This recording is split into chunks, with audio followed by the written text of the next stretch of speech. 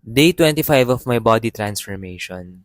Pagkagising ko pa lang, ang intense na agad ng cravings ko. Pero despite that, nagstick pa din ako sa usual peanut butter sandwich ko. Then nag-energy drink na lang ako before magpunta sa gym. Habang nasa daan, nakaramdam na ako agad ng gutom. Pagdating sa gym, nag-workout na din ako agad. Iba yung feeling ko ngayon. Parang drained and ang intense talaga ng cravings. Kalagitnaan ng workout, ang nasa isip ko lang is, ang sarap ng Cheetos. Sinuloy ko pa din yung workout ko, hoping na mawala na lang yung cravings ko bigla. After lifting session, nag-usual boxing routine pa din ako, kahit wala ako sa mood. Pero pagkalabas ng gym, napabili ako ng Cheetos. Hindi ko na kinaya. Kinain ko na agad dun sa may hagdanan. Wala talagang papantay dito. Sobrang sarap. Within a few minutes, naglaho din agad yung Cheetos and Pepsi. Pero yung gutom ko, andito pa din. Kaya napapunta ako ng Tropical Hut. Grabe yung burger. Unang kagat pa lang, ang sarap na agad. Tapos yung fries, sakto yung pagkakaluto. Hindi ko na namalayan, naubos ko na pala yung pagkain. Parang nagdilim yung paningin ko. Napatulala na lang ako after kumain. Sobrang nakaka-guilty. Pagdating sa bahay, naligo na agad ako, hoping na ma-wash away yung guilt ko.